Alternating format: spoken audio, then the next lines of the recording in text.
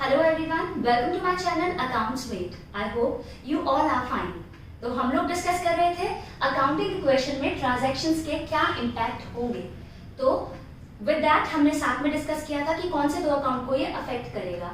Accounting equation related 2 videos मैं already upload कर चुकी हूँ, जिसके लिंक आपको डिस्क्रिप्शन बॉक्स में मिल जाएंगे, तो you can go through that too. तो आज डिस्कस करते हैं अकाउंटिंग इक्वेशन का जो पॉइंट हम डिस्कस कर रहे थे, एक हम ऑलरेडी कर चुके थे। तो आज करते हैं अपने 9th पॉइंट से, जो है रेंट पे ₹5000। आपने अगर रेंट पे किया मींस अगर आप कोई भी एक्सपेंस पे करोगे तो अकाउंटिंग इक्वेशन में उसे किस तरीके से प्रेजेंट करोगे। अगर आप कोई भी एक्सपेंस पे करते हो तो इसका इंपैक्ट क्या होगा, कैश माइनस और कैपिटल माइनस।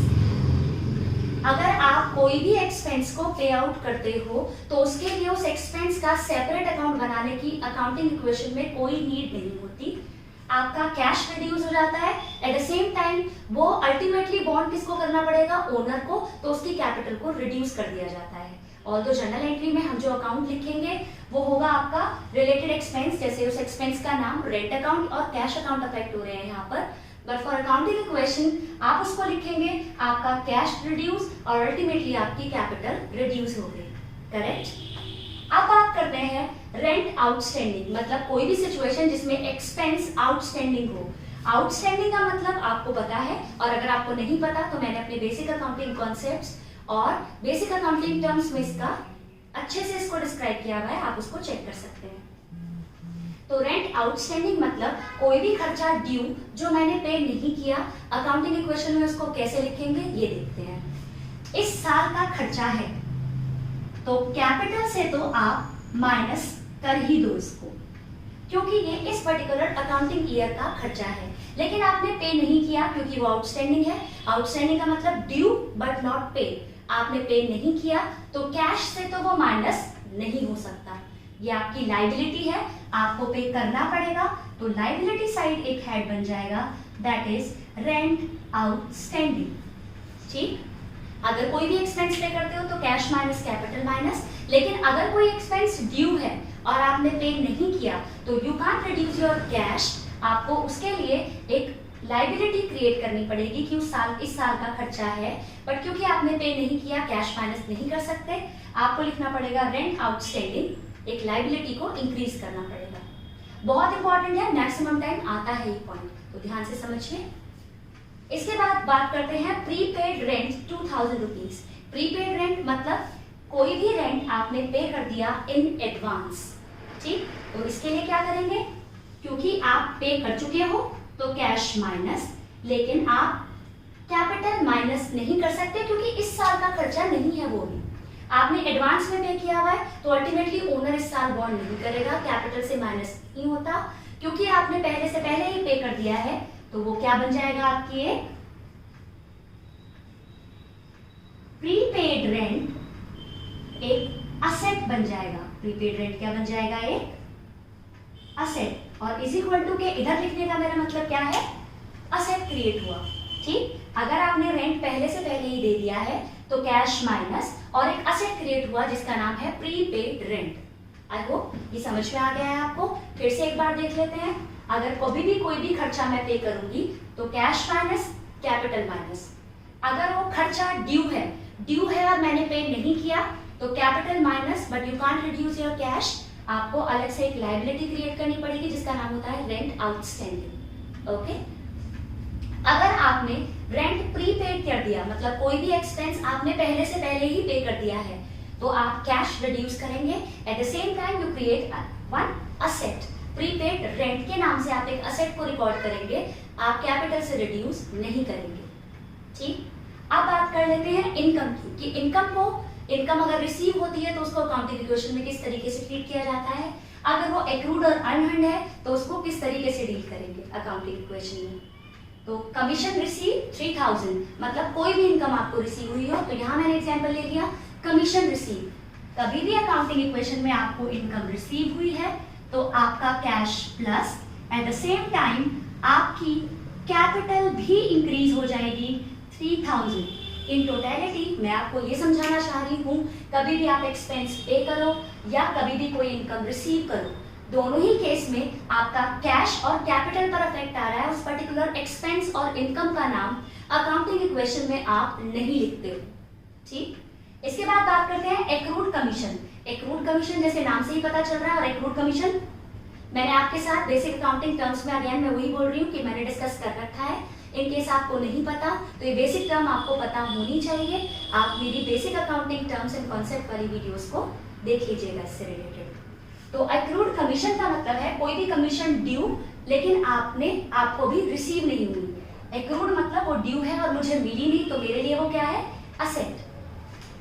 तो अगर कोई कमीशन इस साल की है तो इस साल की इनकम एट द एंड मेरी कैपिटल को इंक्रीज करेगी 600, लेकिन क्योंकि वो एक्रूड है मतलब ड्यू है और मुझे मिली नहीं है, तो मैं कैश इंक्रीज नहीं कर सकती। मुझे एक असेट क्रिएट करना पड़ेगा जिसका नाम है एक्रूड कमीशन। और एक्रूड कमीशन का मतलब क्या होता है, commission due but not received. Correct. अब बात करते हैं अनअर्न्ड कमीशन की। अनअर्न्ड मतलब जो आपने कमाई नहीं है, और you can say received in advance, कोई कमीशन आपको एडवांस में रिसीव हो गई है, तो उसकी एंट्री क्या होगी अकाउंटिंग इक्वेशन में, आपका कैश बढ़ जाएगा 500, आपका कैश इंक्रीज हो गया। एट द सेम टाइम आप अपनी कैपिटल को नहीं बढ़ा सकते क्योंकि वो एडवांस में मिला है, इस साल की इनकम नहीं है, तो आपके लिए ये लायबिलिटी और आप इसको प्रेजेंट करोगे अनअर्न्ड कमीशन 500 रुपीज। करेक्ट। तो जल्दी से देखते हैं हमने क्या पढ़ा। अगर कभी भी आप कोई खर्चा पे करते हो तो कैश माइनस कैपिटल माइनस। अगर वो खर्चा ड्यू है और आपने अभी तक पे नहीं किया, आउटस्टैंडिंग मींस वो ड्यू है और आपने अभी तक पे नहीं किया, तो आप कैश माइनस नहीं कर सकते, कैपिटल माइनस, और एक अलग से लायबिलिटी आप क्रिएट करोगे जिसका नाम है रेंट आउटस्टैंडिंग। अगर कोई खर्चा आप एडवांस में पे कर देते हो तो वो आपकी असेट और कैश माइनस। ठीक। अगर कभी भी आपको कमीशन रिसीव होती है तो कैश प्लस कैपिटल प्लस। अगर कभी भी कोई कमीशन या कोई भी इनकम एक्रूड है मतलब ड्यू है और आपको मिली नहीं, तो आप कैश तो प्लस कर ही नहीं सकते, इस साल की इनकम है आप कैपिटल प्लस करोगे और अलग से एक असेट बनाएंगे जिसका नाम है एक्रूड कमीशन। ठीक। अनअर्न्ड कमीशन मतलब commission received in advance. Received in advance मतलब कैश प्लस और एक लायबिलिटी जिसका नाम है अनअर्न्ड कमीशन। आई होप आपको ये समझ में आ गए हैं। अब 3 पॉइंट मैं आपके साथ और डिस्कस करूंगी ताकि फिर हम अपना क्वेश्चन आसानी से स्टार्ट कर लें और उसके आगे आने वाले क्वेश्चंस में भी आपको कोई दिक्कत होपफुली नहीं आएगी। जो पॉइंट हम डिस्कस करने वाले हैं वो है गुड्स परचेज फ्रॉम राम ₹50,000। अगर मैं कभी भी गुड्स को खरीदती हूँ ऑन क्रेडिट तो अकाउंटिंग इक्वेशन में हम क्या लिखते हैं, गुड्स इंक्रीज हो गए 50,000 और क्योंकि किसी पर्सन का नाम लिखा है आगे फॉर कैश नहीं लिखा तो ये क्रेडिट की परचेजेस मानी जाती है। और क्या बढ़ गया आपका, लायबिलिटी जिसका नाम है क्रेडिटर्स 50,000। ये पॉइंट मैं आपको ऑलरेडी समझा चुकी हूँ, बट इस पॉइंट से रिलेटेड जो नेक्स्ट पॉइंट आता है वो समझने के लिए आपके लिए दोबारा मैंने लिखा है। अगर मैं आज राम को 48,000 रुपीज पे कर दूं in full settlement. Full settlement का मतलब है मेरे क्रेडिटर्स कितने थे, उस ऊपर वाले एग्जाम्पल के हिसाब से 50,000 और मैं उन्हें कितना दे रही हूँ 48,000 इन फुल सेटलमेंट मींस इसके आगे मुझे अब कुछ भी इन्हें नहीं देना पड़ेगा, इनके पूरे ड्यूज क्लियर। तो अगर फुल सेटलमेंट है तो मेरे पास से इनका अकाउंट कितना क्लियर हो रहा है, पूरा 50,000, लेकिन मेरा कैश कितना माइनस होगा, ओनली 48,000। अगर किसी को 50,000 देने थे और मैं 48,000 रुपीज अगर आज पे कर रही हूँ तो 2,000 का मेरा बेनिफिट, और मैंने आपको कल भी बताया था कि बेनिफिट एट द एंड आपकी कैपिटल में ऐड हो जाता है। तो ये जो 2,000 रुपए का आपको फायदा आया ये आप अपनी कैपिटल में ऐड कर दोगे। ठीक। अब बात करते हैं interest on capital and interest on drawing. ये दोनों पॉइंट बिजनेसमैन से रिलेटेड हैं, बिजनेस और बिजनेसमैन के बीच की ट्रांजैक्शन।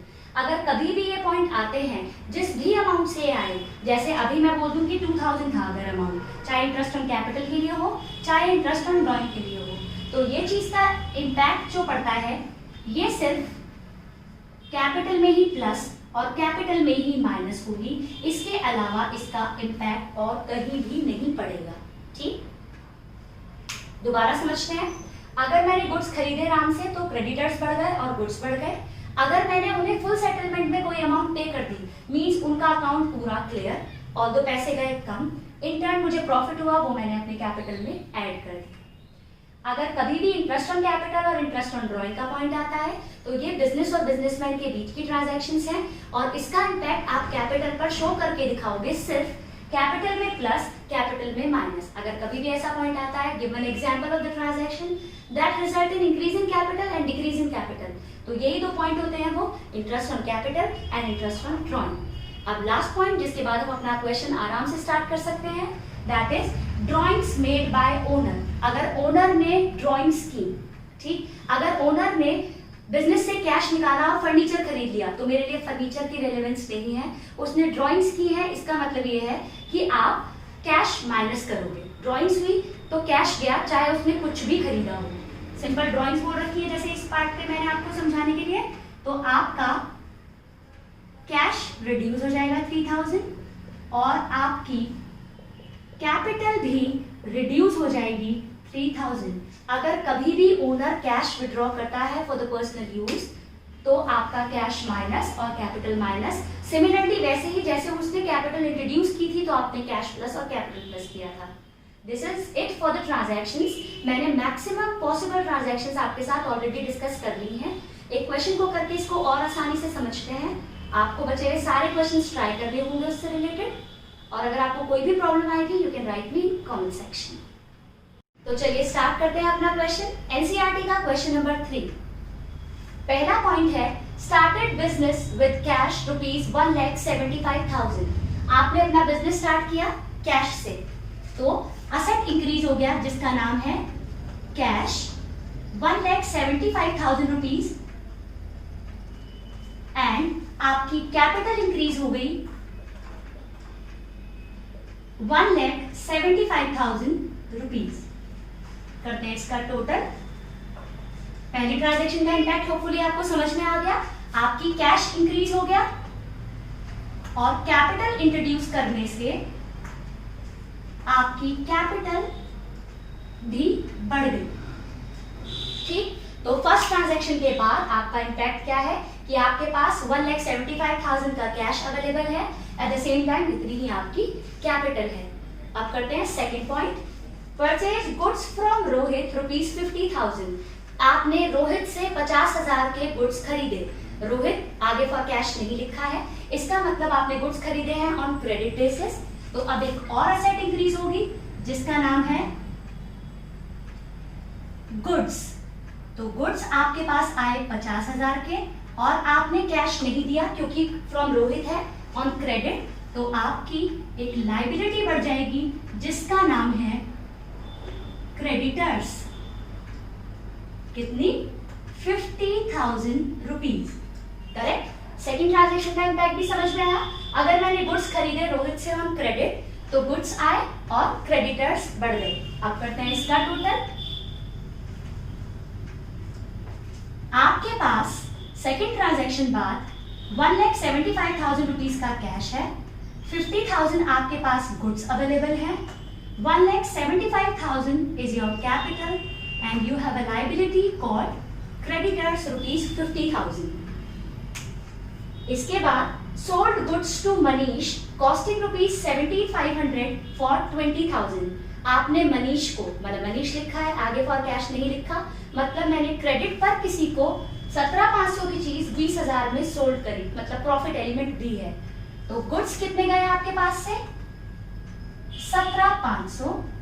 आपको कोई पैसे देगा जिसको आप गुड्स सोल्ड करते हो ऑन क्रेडिट, वो होता है आपका डेटर, और डेटर आपको कैश देने वाला है 20। कम चीज पर ज्यादा पैसे आने वाले हैं। 17,500 की चीज 20,000 में सोल्ड हो रही है, तो डिफरेंस 2,500 इज योर प्रॉफिट, और वो प्रॉफिट आप किस में ऐड करते हो? आपकी कैपिटल। क्रेडिटर्स पर कोई इम्पैक्ट नहीं, कैश पर कोई इम्पैक्ट नहीं। आप करते हैं टोटल। अब थर्ड ट्रांजैक्शन बाद मेरे पास कैश है 1,75,000, मेरे पास गुड्स हैं 0, 0, 5 एंड दिस 3, 33,500, करेक्ट। मेरे पास गुड्स कितने बचे? 33,500।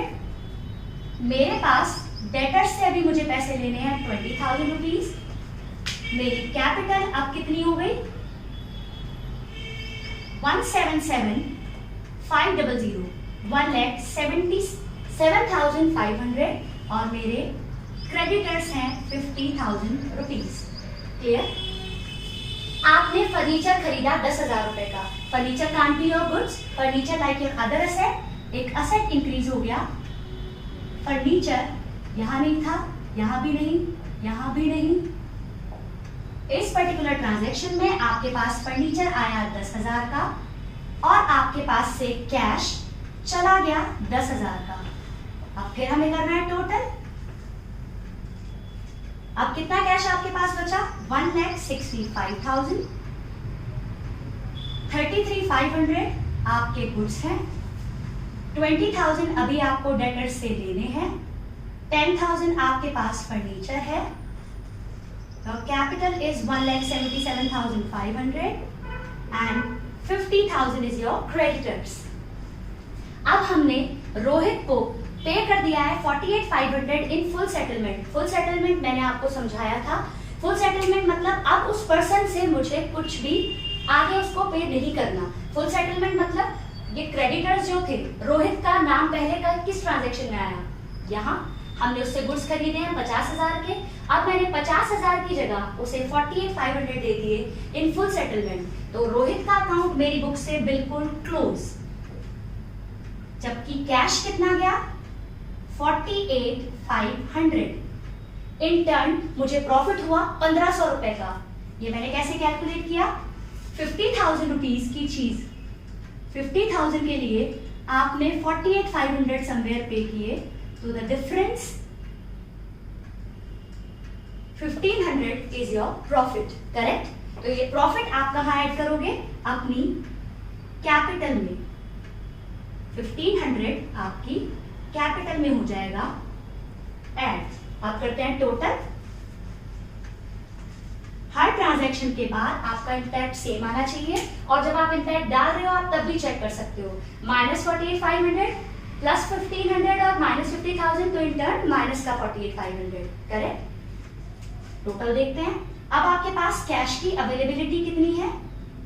5, इधर कैरी था 4, 8, 11, 12, 13, 14, 6 और ये आया आपका 1, 1, करेक्ट। 116,500, 33,500 आपके गुड्स हैं, 20,000 आपके डेटर्स हैं, 10,000 is your furniture. Now your capital is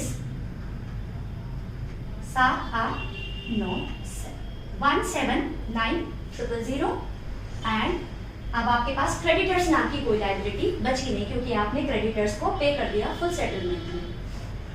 आपको मनीष से रिसीव हुए 20,000, मतलब मनीष कौन था? आपने गुड्स सोल्ड किए थे मनीष को, 20,000 रुपीज उससे रिसीव हुए, तो 20,000 अब आपको मनीष से नहीं लेने और वो आपका कैश इंक्रीज हो गया। इसके अलावा कोई इम्पैक्ट नहीं। करते हैं टोटल। अब आपके पास कैश कितना है? 1,36,500 is your cash, 33,500 is your goods. अब आपके पास डेटर्स के नाम से कोई चीज बची नहीं। Now you have furniture rupees 10,000. Your capital is 1,79,000. ठीक। 7th point is रेंट पे किया आपने 1,000। मैंने आपको एक्सपेंस पेड का भी ट्रीटमेंट बता रखा है। कैश माइनस कैपिटल माइनस, अलग से एक्सपेंस का कोई हेड नहीं बनता। तो कैश कितना माइनस हो गया? 1,000। आपकी कैपिटल से कितना माइनस हो गया? 1,000। अगेन टोटलिंग करते हैं। अब आपके पास कैश अवेलेबल है 1,35,500, 1,35,500, 33,500 is your goods, 10,000 is your furniture and 1,00,000 78,000 is your capital. Last point is आपने कैश विड्रॉ किया 3,000 रुपए से आपने कैश निकाला, तो 3,000 रुपए का आपका कैश कम, और आप किस पर इसका इम्पैक्ट डालते हैं? कैपिटल. करेक्ट. अब लास्ट टोटल कर देते हैं. आपके पास 1,32,500 कैश अवेलेबिलिटी है. 33,500 is your goods, 10,000 is your furniture, and the last but not the least 175,000 is your capital. आप अपने क्वेश्चन को चेक भी कर सकते हैं. आपकी लाइबिलिटी साइड का टोटल है 1,75,000, तो आपकी असेट साइड का टोटल भी यही आना चाहिए. एक बार सबको टोटल कर देख लेते हैं. यहां लिख लेते हैं एक बार. तो आपके पास हम बैलेंस शीट का प्रेजेंटेशन भी देख सकते हैं वैसे, तो इसको बैलेंस शीट के पार्ट से ही लिख कर देख लेते हैं. बैलेंस शीट मैंने आपको बताया था एज ऑन करके एक पर्टिकुलर डे बनती है. ठीक. आपकी कैपिटल कितनी है? अभी ऐसे लिख देते हैं इसको 1,75,000. आपके पास कैश कितना है? 1,325,000. आपके पास गुड्स कितने हैं? 33,500. आपके पास फर्नीचर कितना है? 10,000. 10,000. अब आप करते हैं इसका total. Double line means your balance sheet is close. This is your asset and this is your liability. Rupees for the amount. Now calculate it. 0, 0, 3, 4, 5. देखिए आपकी बैलेंस शीट मैच हो गई. इट मीन्स हमारा क्वेश्चन बिल्कुल ठीक है. तो hopefully आपको ये क्वेश्चन समझ में आया होगा. अगर आपको, और मैं पूरा ये श्योरिटी रखती हूँ कि आपको अकाउंटिंग के क्वेश्चन के सारे क्वेश्चंस आप इजीली सॉल्व कर लेंगे. अपनी एनसीईआरटी या किसी भी बुक से आप अपने अकाउंटिंग के क्वेश्चन कीजिए. अगर आपको कोई भी प्रॉब्लम होगी you can write in comment section. मैं श्योरली आपकी प्रॉब्लम को सॉल्व करूंगी. This is it.